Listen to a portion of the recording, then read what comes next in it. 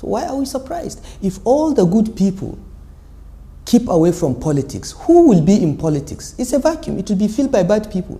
If all the good people go abroad or join the private sector, who is going to be in government? The people that are not so good. And this is what is happening. We are seeing an intersection of bad people in government, bad people in politics, and our country is running down. It's going down the drain. Now, even the good ones that want to get involved, that is that kind of a tactical way of edging them out of the contest. Because they are not a critical mass. There are very few of them. There are very few of them. When we were in the government, only about 4 of us as ministers could stand up and say we disagreed with President Obasanjo. There are 42 ministers. Only about 4 that I remember could speak in council against anything Obasanjo wanted to do if we disagreed. Why? So others will just agree with you? Everybody will keep quiet. And this is the problem. When you pick people that have never achieved anything in their lives and put them in these very senior government positions, they want to remain there forever, they will do anything to remain there. They would not tell the president the truth. They will not look at the governor and tell him the truth, which is their job as advisors. Because a minister is an advisor to the president. In that case, is it the fault of the people or the fault of the man who plays them? Because no, it is a bit of both, okay? It is the fault of the elites, in my opinion. I won't say the people. In every society, the elites, those that are privileged with education, money, or influence, are the ones that ought to sit down and set the tone for the structure of that society. Okay? If our elites have chosen not to go into politics and set that tone, as I said, there is a vacuum, the bad ones will take over. We've seen that in Nigeria. So there is that.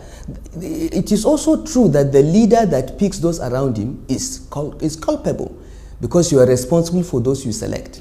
Okay? You are constrained to some extent, because our constitution, for instance, says that the president must appoint a minister from each state. But it doesn't say that you should appoint a criminal from the state.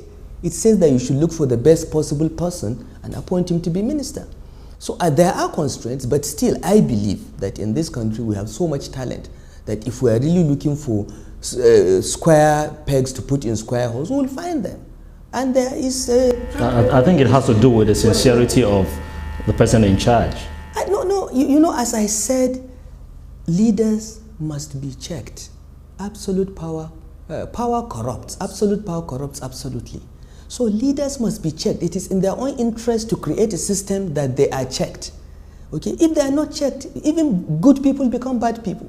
I have seen that transformation. I know many people that I have worked with, that I have interacted with, that were really good when we worked together.